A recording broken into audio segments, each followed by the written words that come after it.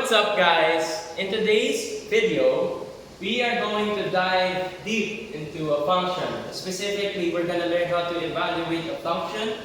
We're also going to learn how to add and subtract and even multiply a function. So, before we learn and dive deeper into functions, I'll introduce to you my buddies that will help us explain further a function. So, I have here. Hi, my name is Aldrin Joshaket. And then I also have here. Hello, my name is Sandro Christian Diopina. Wow! Okay, now let's define first a function. And I'll ask Aldrin to read the first definition of a function. So, what is function?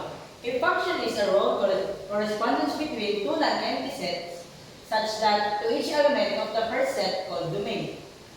This correspondence one and only one element of the second set called range.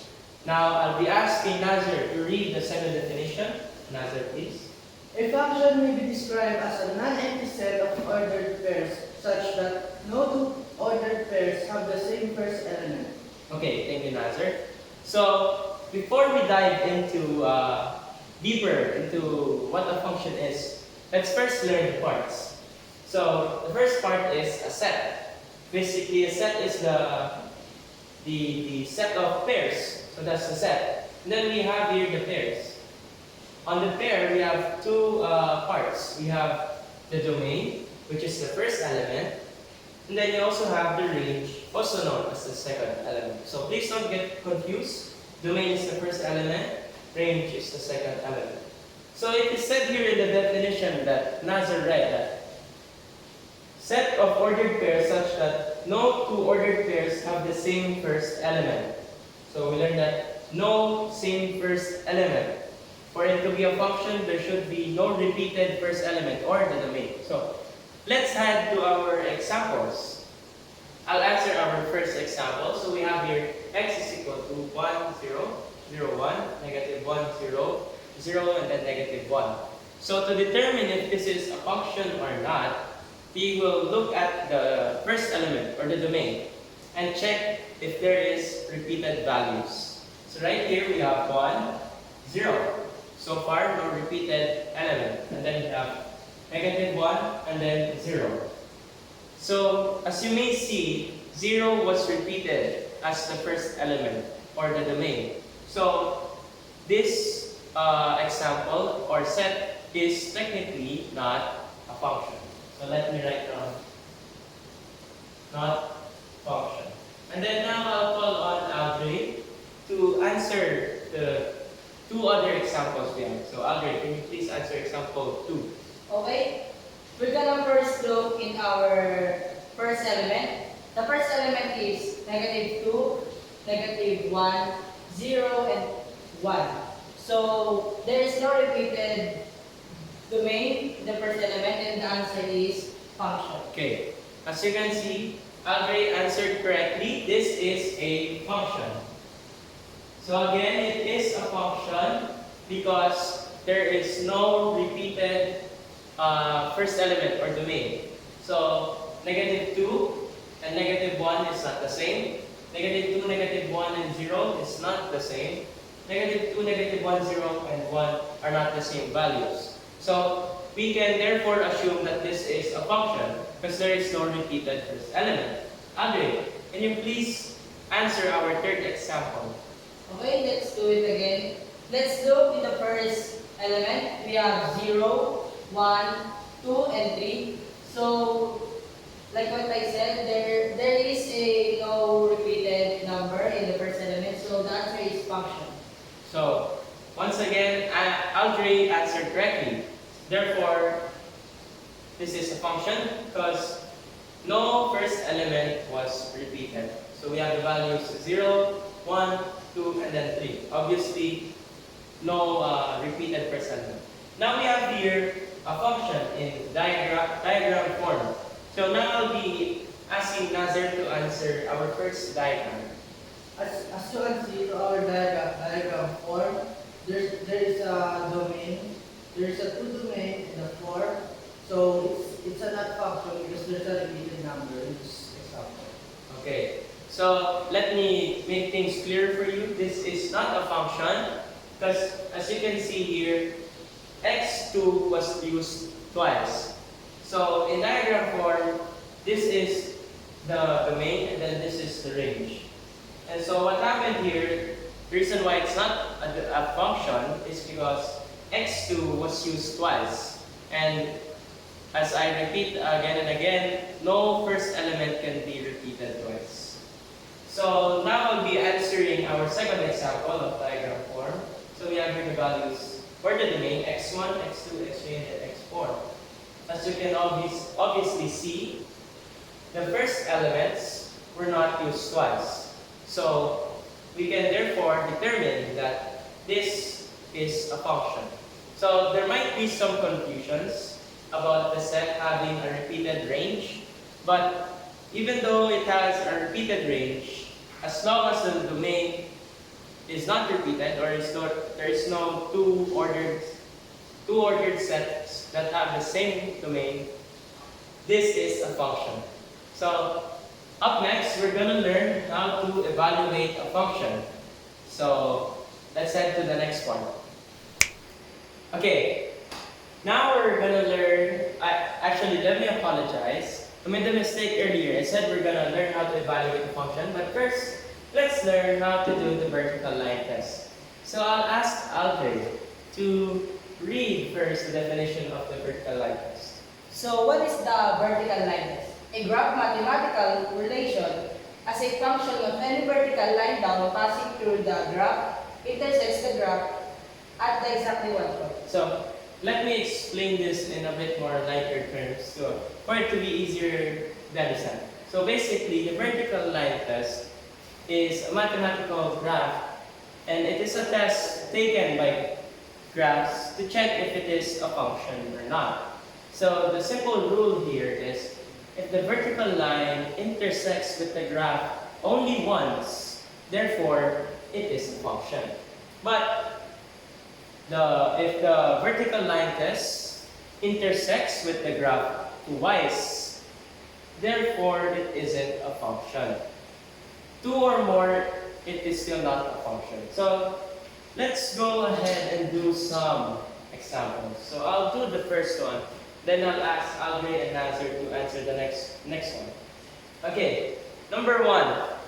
I'll show you how to do the vertical line test. You see the graph. You go up to the highest point of the graph, and then just dot your way going down in a straight vertical line and seeing if the graph intersects with the line twice or once. As you can see in our example, in example 1, the line only intersects with the graph once. Therefore, example number 1 is a function. Now, let's head on to example number 2, and Aldrin will be answering this one. Aldrin, can you please do the vertical line test on example 2, and I will determine if it is a function or not. So first we're gonna do a vertical line test.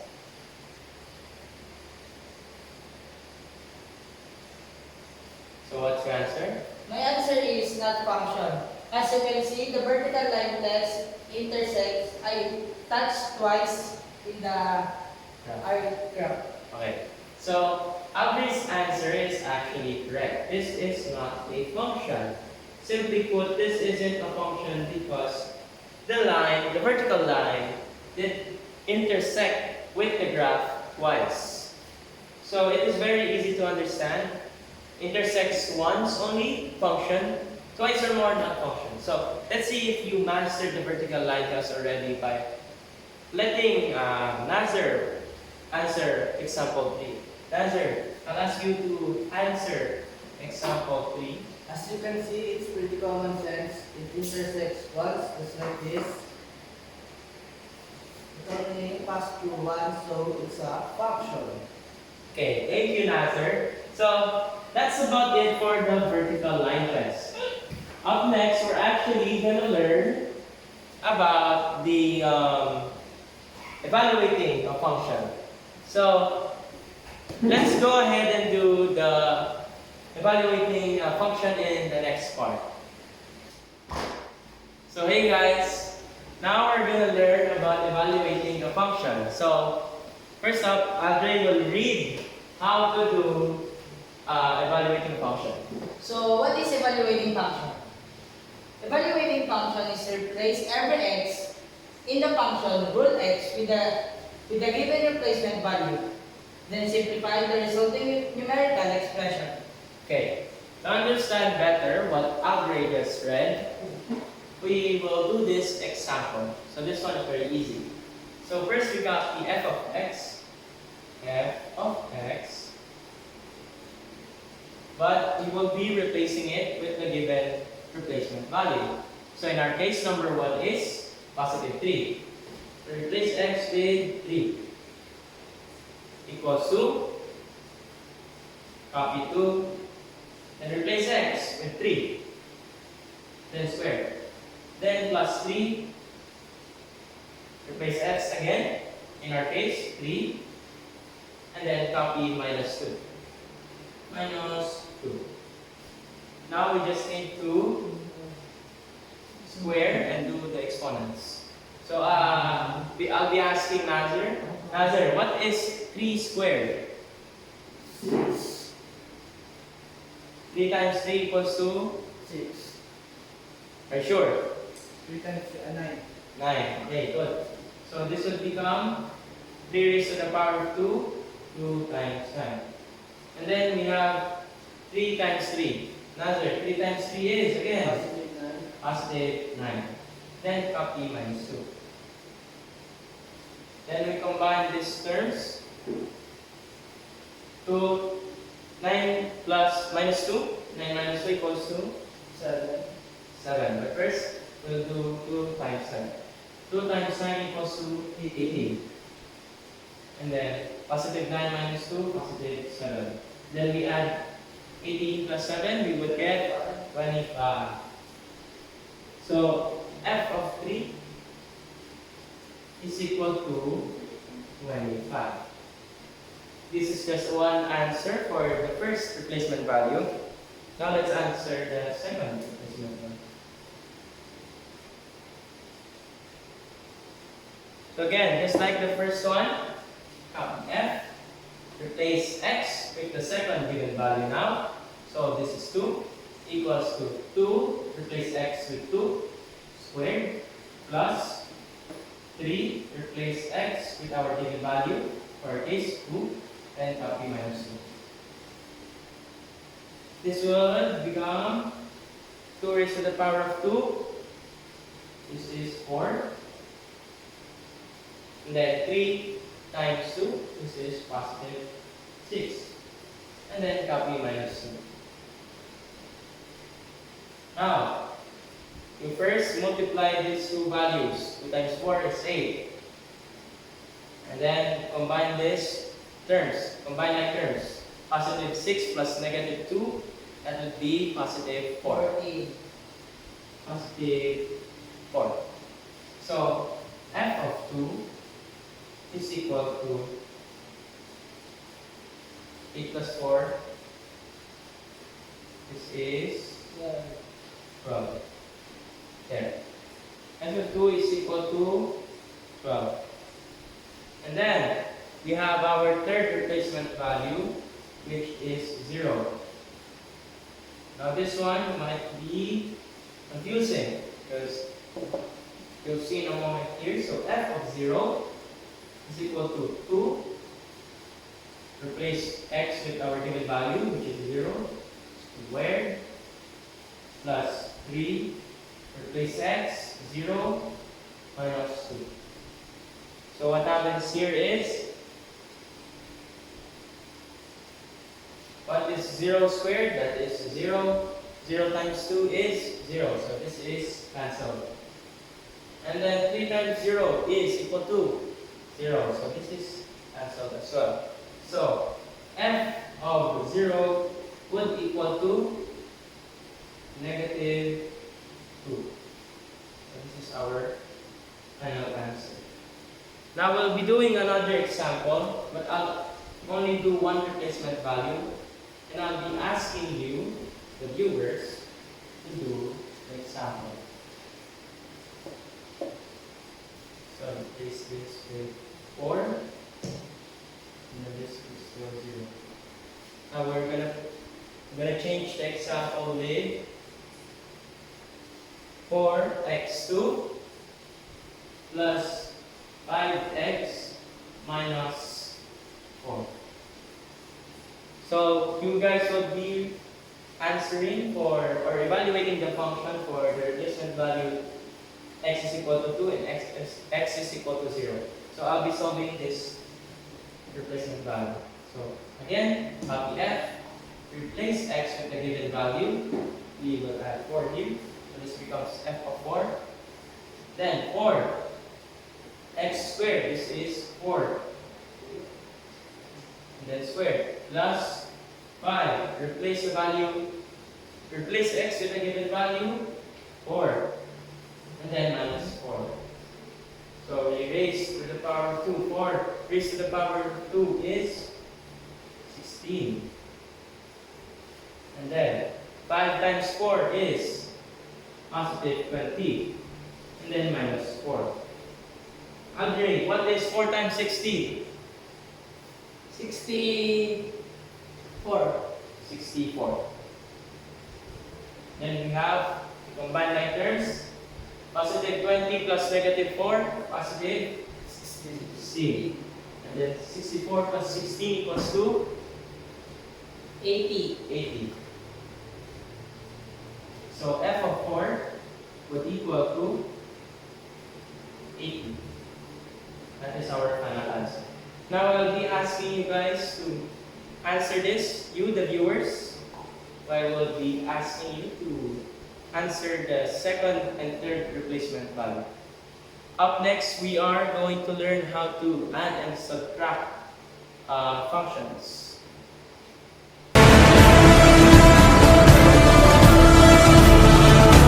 Lights, camera, action. So refreshing! Okay, so now we're gonna tackle on operations on functions. Specifically for now, addition and subtraction. So we have here an example. So the value of our f of x is 2x squared minus 5x plus 4. And then the value of our g of x is 3x squared minus 2x minus 6. So before Andre and Nazir show you the solution for these operations, I'll teach you the gist. So we have here our example. So the first step to solve this is to get the sign. But since this is addition, we keep the sign of both the f of x and g of x. So you will just rewrite this, 2x2 minus 5x plus 4. And then positive 3x squared minus 2x minus 6. So you just keep the sign. And then you do the complete opposite when you're doing subtraction. You change the sign.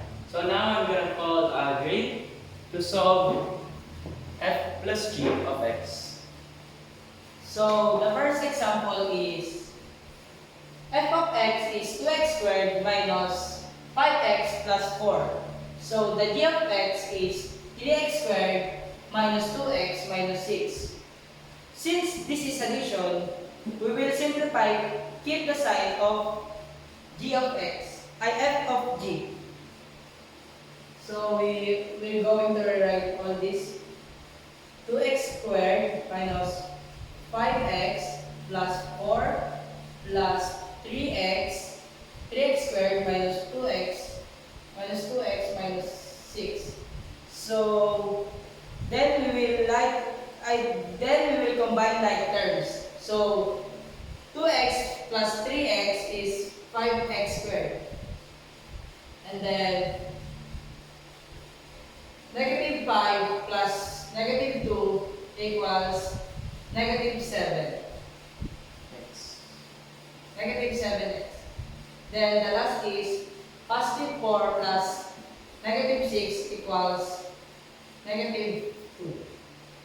And this is the final answer. And you can rewrite with the f plus g and x. So this is the final answer.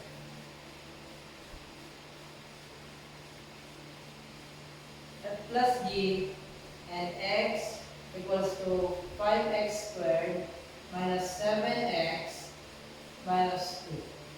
And this is the final answer. Answer third. And then, now, Nasser will be teaching you the subtraction of function. So now I'm going to teach you how to subtract function. Always remember this is your f of x and your g of x. So you're going to change the sign of your g of x. So 2x squared minus 5x plus 4 minus 3x2 positive 2x plus 6. Now all you have to do is subtract. We're going to subtract these numbers. 2x squared minus 3x squared is equal to negative x squared negative x squared. And now, negative 5x and negative plus positive 2. We're going to subtract it. So it turns into negative 3x. X. Now, for the last one, positive 4 and positive 6. We're just gonna subtract them by positive 10. And this is your answer. And g of x minus f of x minus g of x equal to negative x squared minus 3x plus 10. And this is your answer. Okay. Now that we are done with the addition and subtraction, up next we are going to do the multiplication on functions. So I hope you got this clearly. So basically, if it's minus or subtraction, you just change the sign of g of x. And then if it is addition or positive, you just skip the signs.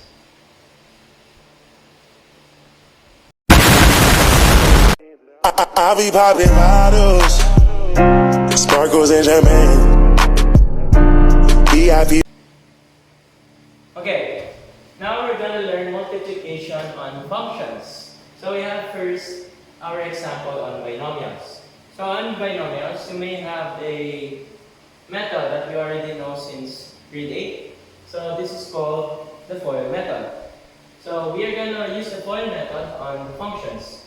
So the equation would be f times g. F times g is equal to g of x is equal to value of f of x, which is 7x minus 5, multiplied to value of g of x, which is x cubed plus 4x. So we are all familiar with the FOIL method. This is first term, then the outer, inner, and then the last term. So let's do our first term. 7x times x cubed. So 7 times 1, that's 7. And then add the values of their own exponents. So this has a 1, so it will become x4. So it is important your rule of integers when you are dealing with functions. Then let's go to our other terms. So 7 times 4, 28. 28. And then you have here x1 plus another value of x1. So 1 plus 1, and their exponents, that will become x2. And then we will solve our inner terms. So negative 5 and x cubed is our inner terms. Negative 5 times 1, that will be negative 5. And then negative 5 has no variable, so we take x3. And then we multiply negative 5 these are our last terms. So negative 5 times positive 4x, we will get negative 20. Negative 20. And then, since negative 5 has no variable, we take the variable of 4x, which is x. So our final answer would be f times g x equals to, we can arrange this according to the amount of their exponent. So highest one is 7x4, and then 5x3, negative 5x3, and then positive 28 squared, positive 28 squared, then our final value, negative 20x. So this will be our final answer. Now, you might be wondering, how will we solve for a trinomial? So I'll let you copy this first, then I'll write our equation for a trinomial. So, when we are dealing with trinomials, let me erase this first. When we are dealing with trinomials, it is important to keep in mind that we will use distributive properties. So I'll show you in a minute after I write our equation. So our example is, let f of x equal to 3x squared plus 4x minus 2. And then let g of x be or equal to 4x cubed plus 5x squared minus 5.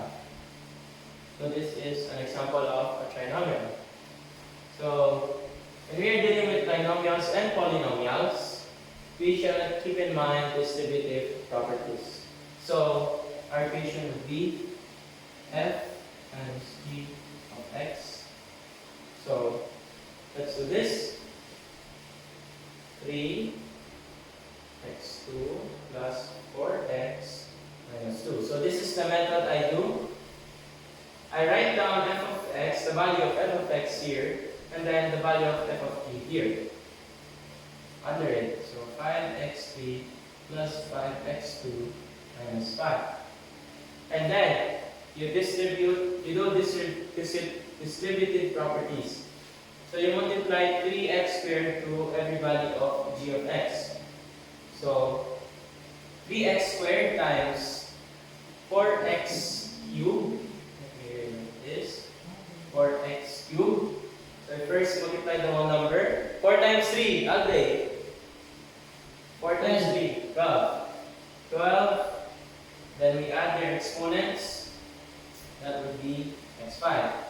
Then we multiply 3x squared to the next value of g of x, which is positive 5x squared. So you first multiply the whole number. 3 times positive 5, 15. Yes. So positive 15. We add their exponents. This would be x4.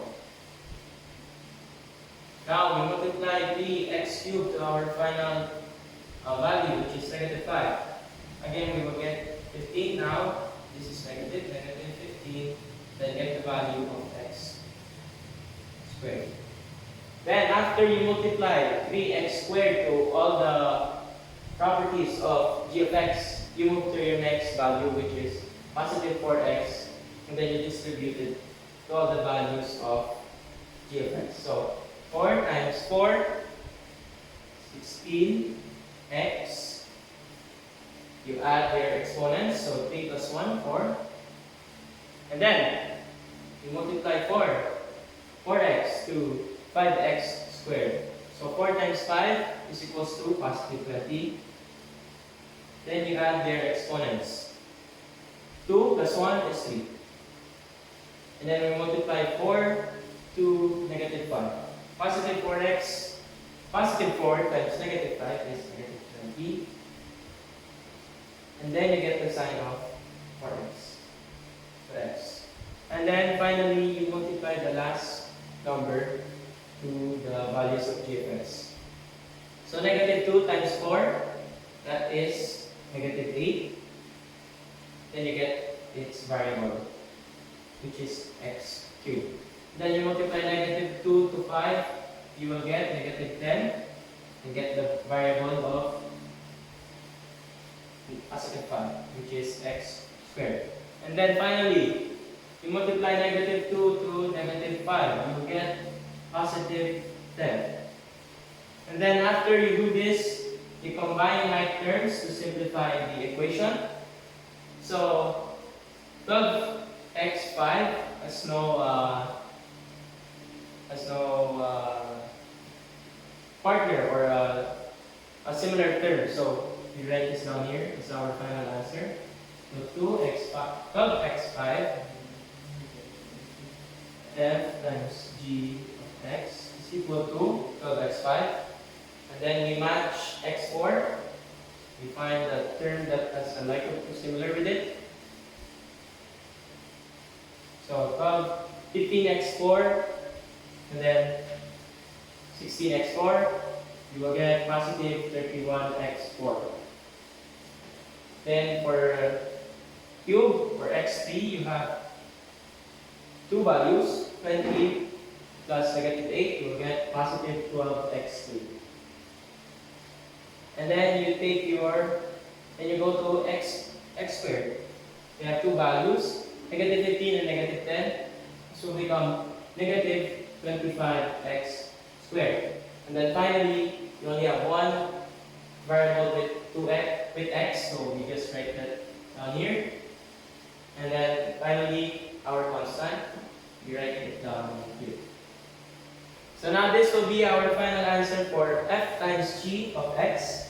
So this would equate to negative x5 plus 31x4 plus 12x cubed, and then minus 25x squared minus 20x plus 10. So thank you for listening. I'll be calling my two bodies right here. So again, My name is Alvin Shangel. I'm Nazar. and I'm Kada Shalom F. Guzman, and we are signing off. Thank you for listening.